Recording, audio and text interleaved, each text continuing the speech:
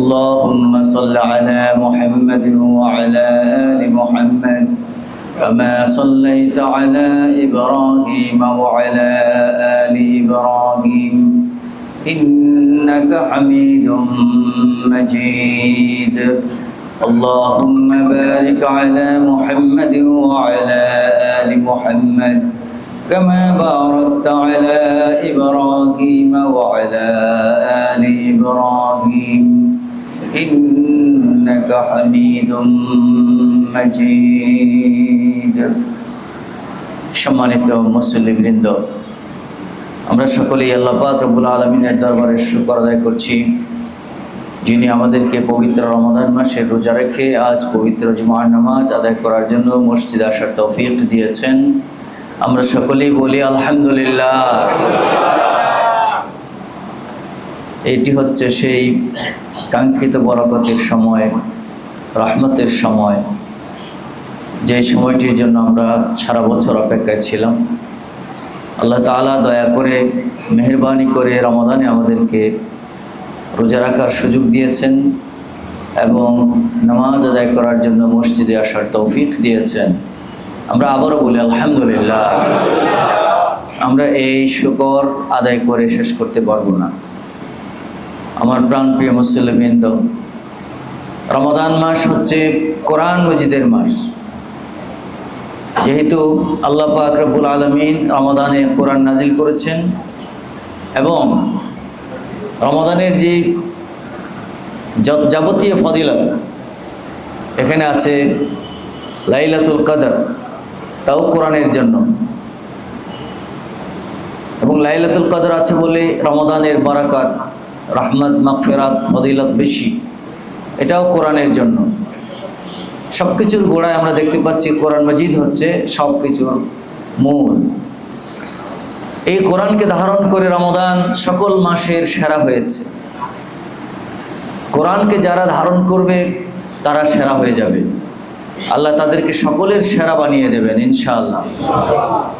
কোরআন মজিদকে জীবনে অবলম্বন করলে, ধারণ করলে কেউ কখনোই ক্ষতিগ্রস্ত হয় না এবং শুধু লাভ হয়ে থাকে।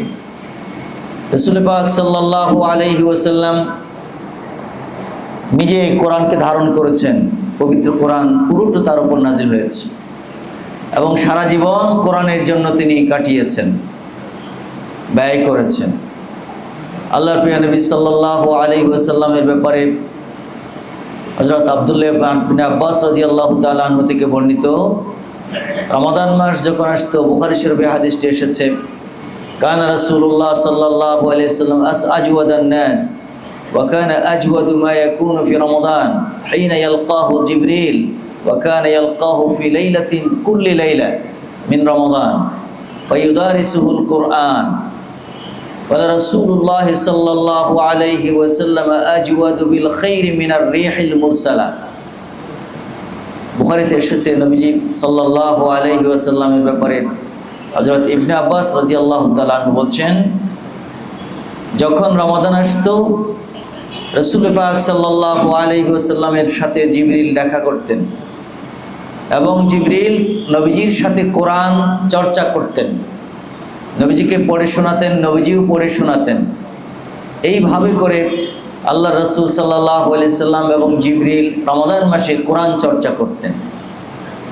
এর বরাকাতে ভালো কাজ, উত্তম কাজ, দান, সাদাকা, সব ধরনের কল্যাণমূলক কাজে রাসূলুল্লাহ সাল্লাল্লাহু আলাইহি সাল্লাম এত বেশি গতিশীল হতেন, যেমন দ্রুত গতি বা গতিশীল বাতাস যেমন গতিশীল হয়, আল্লাহ রসুল সাল্লাল্লাহু আলাইহি সাল্লাম তার চেয়েও বেশি গতিশীল হয়ে যেতেন। সুবহানাল্লাহ। তিনি রমাদান এলে জিবরিলের সাথে তার মোলাকাত হতো এবং জিবরিলের সাথে কোরআন মাজিদ চর্চা করার সুযোগ হয়ে যেত। এই রমাদান মাস হচ্ছে কোরআনের মাস। কোরআন যারা তিলাওয়াত করবে, পড়বে, তাদের ব্যাপারে কোরআন মজিদ কিয়ামতের দিন হাসরের ময়দানে আল্লাহর দরবারে শাফাআত করবে ইনশাআল্লাহ।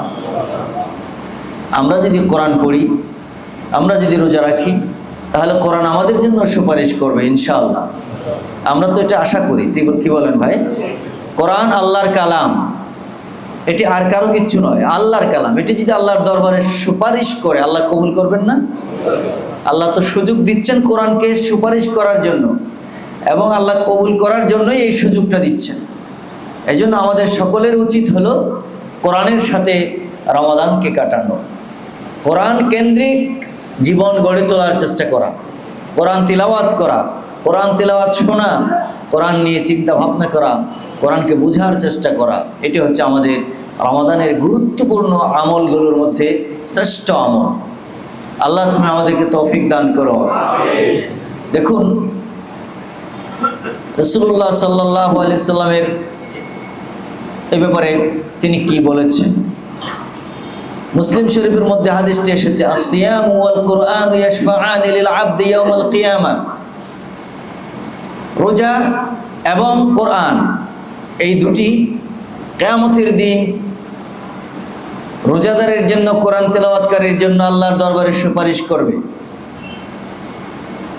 ফায়াকুলু সিয়াম আয় রব্বি মানা'তুহু আত-তা'আম ওয়াশ-শাহাওয়াতি বিন-নাহার ফাশফি'নি ফীহি। আল্লাহ, সওম বলবে, রোজা বলবে, আল্লাহ আমি একে দিনের বেলায় খাবার থেকে বিরত রেখেছি, পানাহার করা থেকে বিরত রেখেছি, কষ্ট দিয়েছি, আমার কারণে সে খায়নি, পান করেনি, এখন তার জন্য আমি সুপারিশ করতে চাই, আমাকে সুপারিশ করার সুযোগ দাও। পাশাপাশি কোরআন এসে বলবে, ওয়ায়াকুলুল কোরআন, কোরআন বলবে, মানা'তুহু নাওমা বিল-লাইল ফাশফি'নি ফীহি। আমি রাতের বেলায় তার ঘুম নষ্ট করে দিয়েছি, সে আমাকে পড়তে পড়তে রাত্রের ঘুম নষ্ট করেছে, ঘুমায়নি, অথবা কম ঘুমিয়েছে, তেলাওয়াত করে করে ঘুমের সময় কাটিয়েছে। আমাকে আল্লাহ এর ব্যাপারে সুপারিশ করার সুযোগ দান করুন। নবীজি বলেন, ফায়ুশাফাআন, উভয়কে সুপারিশ করার সুযোগ দেয়া হবে এবং আল্লাহ তাদের সুপারিশ কবুল করে নেবেন। সুবহানাল্লাহ। রাসূল পাক সাল্লাল্লাহু আলাইহি ওয়াসাল্লাম বলেছেন, মান কারাআ হারফাম মিন কিতাবিল্লাহি ফালাহু হাসানাহ ওয়াল হাসানাতু বিআশরি আমসালিহা ওয়া লা আকুলু আলিফ লাম মিম হারফুন বাল আলিফুন হারফুন লামুন হারফুন মিমুন হারফুন। আল্লাহ রাসূল বলেন যে এই কোরআনের একটি অক্ষর তিলাওয়াত করবে তার জন্য 10টি নেকি বরাদ্দ হয়ে যাবে। আল্লাহর নবী বলেন, আমি বলছি না যে আলিফ লাম মিম এই সব মিলে একটা হরফ, বরং এখানে আলিফ একটা হরফ, লাম একটা হরফ, মিম আরেকটা হরফ। এখানে কয়টা হরফ? 3টি হরফ। তার মানে এই আলিফ লাম মিম বলার পর পর 3 দশে 30টি নাকি আল্লাহ পাক রব্বুল আলামিন তার বান্দার আমলনামায় দিয়ে দেবেন ইনশাআল্লাহ। এইভাবে করে কোরআন তিলাওয়াত করা, কোরআন তিলাওয়াতের মাধ্যমে সময় কাটানো, এটি হচ্ছে মুমিনের জীবনের গুরুত্বপূর্ণ আমল। আর বিশেষ করে রমাদান মাসে এই আমল আমাদেরকে বেশি বেশি করতে হবে। প্রিয় ভাইয়েরা, কোরআনটা কি শুধুমাত্র তিলাওয়াতের জন্য এসেছে? আপনারা আমার কথার জবাব দেবেন। শুধু না বুঝে পড়লাম, কিছুই জানলাম না, বুঝলাম না, শুধু তেলাওয়াত করলাম, নিঃসন্দেহে তেলাওয়াতের একটা সওয়াব তো আছেই। একটু আমি হাদিস পড়ে শোনালাম না আপনাদের, তেলাওয়াত করলে সওয়াব হবে, কিন্তু আমি নফল তেলাওয়াত করলাম এবং নফল ইবাদতের সওয়াব পেলাম। অন্যদিকে কোরআনে কি বলা আছে সেগুলো আমি কিছুই জানতে পারলাম না, জানার চেষ্টা করলাম না, জানলামও না, মানলামও না। না জানলে মানবো কিভাবে? ফলে কি হলো? আমি অনেক হারাম কাজে জড়িয়ে পড়লাম, আল্লাহর নিষিদ্ধ কাজ করে ফেললাম, রাসূলুল্লাহর নির্দেশগুলো মানলাম না। না জানার কারণে আমার পক্ষে সেগুলো মানা সম্ভব হলো না। যদি এমন হয় যে ফরজ ছেড়ে দিয়েছি, হারাম করে ফেলেছি, তাহলে নফল করে যে সওয়াব অর্জন করেছিলাম ওই সওয়াবের চেয়ে ক্ষতি বেশি হয়ে যাবে না? বুঝেন নাই? আমি তো নফল ইবাদতের সওয়াব পেয়েছি, কিন্তু ফরজ ছেড়ে দেওয়ার যে গুনাহ, এটা কি নফলের সওয়াবের চেয়ে বেশি ভয়ানক হবে না? ভয়ানক হবে। এটার কারণ কি? কারণ হলো আমি কোরআন বুঝি নাই, জানি নাই, এরপরে মানতে পারি নাই। এই জন্য কোরআন শুধুমাত্র না বুঝে তেলাওয়াত নয়, কোরআনকে বুঝতে হবে, কোরআন নিয়ে ভাবতে হবে, কারণ এই কোরআন আল্লাহ পাক পাঠিয়েছেন, আল্লাহর একটি প্রিয় কালাম, অত্যন্ত প্রিয় কালাম, আমাদেরকে মহব্বত করে আমাদের জন্য আল্লাহ দিয়েছে। এটা জানা, এখানে কি আল্লাহ কি বলেছেন সেটা বুঝা এবং সেটা মানা আমাদের কর্তব্য, ঠিক না? আমাদের সকলের কর্তব্য। প্রাণপ্রিয় ভাইরা আমার, রাসূলুল্লাহ সাল্লাল্লাহু আলাইহি ওয়াসাল্লাম এই ব্যাপারে অনেক কথা বলেছেন। কোরআন বুঝে অধ্যয়ন করা, এটাই মূলত কোরআন নাজিলের মূল উদ্দেশ্য। কোরআনকে বুঝতে হবে, ব্যক্তিগত জীবনে মানতে হবে, পারিবারিক জীবনে মানতে হবে, সামাজিক জীবনে মানতে হবে, রাষ্ট্রীয় জীবনে মানতে হবে, অর্থনীতিতে মানতে হবে, রাজনীতিতে মানতে হবে, সমাজনীতিতে মানতে হবে, সংস্কৃতিতে মানতে হবে। আমার জীবনের যত নীতি আছে সব জায়গায় কি মানবো? কোরআন মানবো কিনা? মানতে হবে। তো মানবো কিভাবে? আমাকে জানতে হবে না? জানতে হবে। তো জানবো কিভাবে? পড়তে হবে, শুনতে হবে, বুঝতে হবে, চিন্তা করতে হবে, ভাবতে হবে, এরপরেই তো মানা সম্ভব। কি বলেন ভাই? ঠিক না?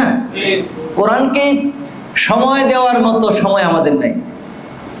সকাল থেকে রাতের ঘুম যাওয়ার আগ পর্যন্ত এত ব্যস্ত, আমাদের ব্যবসা বাণিজ্য, চাকরি বাকরি, ছেলে মেয়েদের জন্য এটা সেটা করা, টাকা পয়সা রোজগার করা, রমাদান এসেছে 2 টাকার জিনিস 20 টাকা বিক্রি করা, এরপরে এইভাবে করে মানুষের গলা চেপে ধরা, বিভিন্নভাবে রমাদান যেন আমাদের মানুষকে নিষ্পৃষ্ট করার একটা মাস, প্রতিযোগিতা লেগে যায়। সারা বছর ছিল কাঁচামরিচ 1 পোয়া 20 টাকা, 25 টাকা, 30 টাকা, এরকম না? 15 টাকাও গেছে, কখনো কখনো 15 টাকাও গেছে। রমাদান মাসে কাঁচামরিচগুলো সব ফেরেশতারা নিয়ে গেল নাকি? এগুলো কোথায় চলে গেল? কেজি হয়ে গেল 200-300 টাকা। এটা কি মানুষের উপর জুলুম নয়? এই কাঁচামরিচ বলা এবার আমার উপর মন খারাপ করে দিল। লেবু 2টা 60 টাকা। কেন? লেবু কি বাংলাদেশে এখন কি গাছে পয়দা হয় না? এতদিন হয়েছিল, হঠাৎ রমাদানের চাঁদ উঠে গজব নাজিল হয়েছে নাকি? আমি যদি মানুষকে রোজা রাখার ক্ষেত্রে কষ্ট দেই, আমার জন্য কষ্ট অপেক্ষা করছে। বলেন ঠিক কিনা? আর কোন সময়টা? রমাদানের মতো পবিত্র বারাকাতের মাসে জিনিসগুলো লুকায় রাখলাম। জাহাজ ঘুরে সাগরের মধ্যখানে, জাহাজকে ভিড়তে দেয় না, বাজারে মাল নাই, সংকট তৈরি করে জিনিসের দাম বাড়ানো হচ্ছে। এই সংকট যারা তৈরি করছে, আল্লাহ তাদের জীবনে হাজার সংকট তৈরি করবেন, ওই সংকট থেকে তারা বেরোতে পারবে না। এই জন্য রমাদান মানুষের উপর জুলুমের মাস নয়, কোরআন বুঝার সময়। কোরআন তো কল্যাণের জন্য এসেছে, মানবতার কল্যাণের জন্য এসেছে। প্রাণপ্রিয় ভাইরা আমার, কোরআন কি কালামুল্লাহ? কোরআন কি কালামুল্লাহ? আমরা যেমন বলি আল মসজিদ বাইতুল্লাহ, মসজিদ কি? বাইতুল্লাহ। মুহাম্মদ সাল্লাল্লাহু আলাইহি সাল্লাম রাসূলুল্লাহ, আল্লাহর সাথে লাগাচ্ছি আমরা, রাসূলুল্লাহ আল্লাহর রাসূল, বাইতুল্লাহ আল্লাহর ঘর, ওয়ালিউল্লাহ আল্লাহর ওলি। আমরা এরকম বলি না? তাদের সম্মান বাড়ে তো না কমে? বাড়ে। তাহলে এই কোরআন কালামুল্লাহ, যখনই বলা হয় কালামুল্লাহ, এটার মর্যাদা বেড়ে গেল না? বেড়ে গেল। এটা আল্লাহর কালাম, এটার সাথে আর কারো সম্পর্ক হয়নি। এই মহান মর্যাদাপূর্ণ এই কালামকে শুধুমাত্র না বুঝে তেলাওয়াত করলাম, আর আমার ঝুড়িতে নফলের সওয়াব যুক্ত হলো। আমি যদি একটা হারাম করি, সমস্ত নফলগুলো জোড়া দিলেও ওই হারাম একটা করে যে ক্ষতি করলাম, ওই ক্ষতি পোষানো সম্ভব হবে না। এই জন্য আমাকে কোরআন বুঝতে হবে। বোঝার জন্য, বুঝে মানার জন্য কোরআন এসেছে। এই কথাটাকে আপনাদের মস্তিষ্কে বসেছে ভাই? কোরআন বুঝতে হবে। আপনি যদি কোরআন নিজে পড়ে বুঝতে না পারেন, আরেকজনে পড়ছে ওটা শুনেন। এখন তো মোবাইলে কোরআন তেলাওয়াত শোনা যায়, তেলাওয়াতের অর্থও শোনা যায়, বাংলা দেওয়া আছে, আপনি বাংলা পারলে বাংলা পড়েন। পড়ে বুঝতে হবে, শুনে বুঝতে হবে। আরেকজন পড়ছে, ওখানে গিয়ে বসে সময় দিতে হবে। সময় সবটাই আল্লাহর দান। সারাদিন কাজ করে সময় চলে যায়, সময়টা কে দিলেন আমাকে? এটার জন্য একটু সময় পেলাম না আমি, তাহলে আল্লাহর কাছে জবাব দিতে হবে না? কি বলেন, হবে কি না? হবে। কেউ তো আমরা 24 ঘন্টা সময়ের কম পাইনি। আমাকে অবশ্যই সময় বের করতে হবে। কোরআন নাজিল হয়েছে মূলত এটা গুরুত্বের সাথে তেলাওয়াত করে পড়ে বুঝার জন্য, মানার জন্য। এই জন্য আল্লাহ পাক রব্বুল আলামিন বলছেন, কিতাবুন আনজালনাহু ইলাইকা মুবারাকুন লিয়াদাব্বারু আয়াতিহি ওয়া লিয়াতাযাক্কারা উলুল আলবাব। এই কিতাব অত্যন্ত বরকতময়, বারাকাতময় এই কিতাব আপনার উপর নাজিল করেছি হে নবী, যাতে করে আপনার উম্মতেরা, আমার বান্দা বান্দিরা এর আয়াতগুলো নিয়ে চিন্তা ভাবনা করতে পারে, পড়তে পারে, তিলাওয়াত করতে পারে, গবেষণা করতে পারে, বুঝতে পারে, এবং তাদের মধ্যে যারা জ্ঞানী তারা যেন এই কোরআন নিয়ে গবেষণা করে। আমি এই জন্য এটা নাজিল করেছি। এই কোরআন অনুধাবন করতে হবে, বুঝতে হবে। অনুধাবন না করে যদি কেউ বসে থাকে অথবা এটাকে অবজ্ঞা করে, অবহেলা করে, সময় না দেয়, আল্লাহ পাক রব্বুল আলামিন তাদের বিষয়টাকে ভালোভাবে নেন নাই। তাদের উল্লেখ করেছেন, আলোচনা করেছেন অত্যন্ত খারাপভাবে। দেখুন আল্লাহ কি বলেছেন, যারা কোরআনকে বোঝার চেষ্টা করে না, অনুধাবন করার চেষ্টা করে না, তাদের ব্যাপারে আল্লাহ বলছেন, আফালা ইয়াতাদাব্বারুনাল কুরআনা ওয়ালাউ কানা মিন ইনদি গায়রিল্লাহি লাওয়াজাদু ফীহি ইখতিলাফান কাসীরা। তারা কি এই কোরআন নিয়ে ভাবে না, কোরআন নিয়ে চিন্তা করে না, কোরআন নিয়ে গবেষণা করে না? এটি যদি আল্লাহ ছাড়া আর কারো কিতাব হতো, আল্লাহ ছাড়া আর কারো বাণী হতো, তাহলে এই কিতাবের ভিতরে অনেক অসঙ্গতি খুঁজে পাওয়া যেত। শুরু থেকে শেষ পর্যন্ত একটা কথা অসংলগ্ন নাই, সাংঘর্ষিক নাই, একটা কথা ত্রুটিপূর্ণ নাই। আছে ভাই? নাই। যদি এটা আল্লাহর না হতো, অন্য কোনো মানুষের হতো, অন্য কারো হতো, একটা আরেকটার বিপরীত হয়ে যেত। দেখেন না, সারা দুনিয়ার যত দেশে সংবিধান আছে, সংবিধানের এততম সংশোধন, তততম সংশোধনী আসে নাকি আসে না? আসে, সংশোধন হয়। কেন হয় জানেন? প্রথমে খুব গুরুত্ব দিয়ে যে আইনগুলো প্রণয়ন করেছিল, কিছুদিন যাওয়ার পর, কয়েক বছর যাওয়ার পর তাদের কাছেই মনে হয়েছে এই আইনটা এই সময়ে চলে না, এটা সংশোধন করতে হবে, সংস্কার করতে হবে, এই সময়ের জন্য উপযুক্ত করতে হবে। তখন তারা আবার ভোটাভুটি করে সংবিধান কি করে? সংশোধন করে। এটা আমাদের দেশেও বহুবার হয়েছে, সারা পৃথিবীতে এই নিয়ম চালু আছে। কিন্তু আল্লাহ পাক রব্বুল আলামিন যে সংবিধান দিলেন, এতে এই পর্যন্ত কয়বার সংশোধনী হয়েছে? নাজিল হওয়ার পর থেকে একবারও, কিয়ামত পর্যন্ত হবে না। কেন হবে না জানেন? যেহেতু এটি আল্লাহ তাআলার কিতাব, এখানে অন্য কারো কথা নাই। তিনি সব জেনে, পরের আগের সব জেনে শুনে যা বলার তাই বলেছেন। এখানে একটা অসংলগ্ন কথা নাই, অপূর্ণ কথা নাই, ত্রুটিপূর্ণ কথা নাই, হঠাৎ করে ভুল প্রমাণিত হবে এমন কোনো কথা নাই। তোমরা কি ভাবো না? একটু চিন্তা করো না, এই ধরনের কথা কে বলতে পারেন? আল্লাহ ছাড়া কেউ পারেন? এই কথাটা চিন্তা করার মতো সময় কেন পাও না তোমরা? এরা কি ভাবতে পারে না? কে প্রশ্ন করেছেন? আল্লাহ তাআলা। যারা কোরআন নিয়ে চিন্তা ভাবনা করেন, আল্লাহ বলছেন এইসব মানুষদের অন্তরের দরজায় তালা মারা, অন্তরের দরজায় তালা লাগানো আছে। এই জন্য এরা কোরআন নিয়ে গবেষণা করে না। হৃদয়ের দরজা যদি খোলা থাকতো, সারা দুনিয়ার সব কথা তার মাথায় ঘুরে, সব বিষয় নিয়ে চিন্তা করে, সুযোগ না পাইলে চা খাইতে খাইতে, পরোটা চিবাইতে চিবাইতে বলে ফেলে, ইফতারির সময় কথা বলে, সাহরির সময় কথা বলে, নামাজটা পড়ে দৌড়ায় বাইরে যায় কথা বলে, কথা শেষ হয় না। কিন্তু কোরআন নিয়ে চিন্তা করার, কোরআন নিয়ে ভাবার সময় আর হলো না, শেষ পর্যন্ত হলোই না। কেন? কেন এটা হলো? আল্লাহ পাক রব্বুল আলামিন প্রশ্ন করছেন, আফালা ইয়াতাদাব্বারুনাল কুরআনা আম আলা কুলুবিন আকফালুহা। তারা কি কোরআন নিয়ে ভাবে না, কোরআন নিয়ে চিন্তা করে না, নাকি তাদের হৃদয়ের দরজায় তালা দেওয়া আছে, যে কারণে তারা চিন্তা করার সুযোগ পায় না, চিন্তা করার সুযোগ হয় না? বলেন, আমাদের অন্তরে কি তালা মারা? কার কার অন্তরে তালা লাগানো আছে? সবার দরজা খোলা? বলেন আলহামদুলিল্লাহ। আল্লাহ পাক আমাদের হৃদয়ের দরজা খুলে দিয়েছেন। হৃদয়ের দরজা খুলে দিয়েছেন, এবং এই দরজা খোলা আছে বলে দুনিয়ার রাজনীতি, অর্থনীতি, সমাজনীতি সব নীতি বোঝার চেষ্টা করি, কিছুই বুঝি না।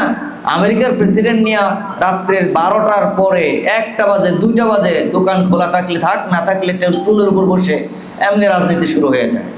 বাংলাদেশের সংসদ ভবন থেকে শুরু করে কোনো রাজনীতি বাকি নেই, মনে হয় উনিই সব কিছু পারে। নিজের নামটাও সুন্দর করে লেখার যোগ্যতা নেই, আমরা দেখি তো।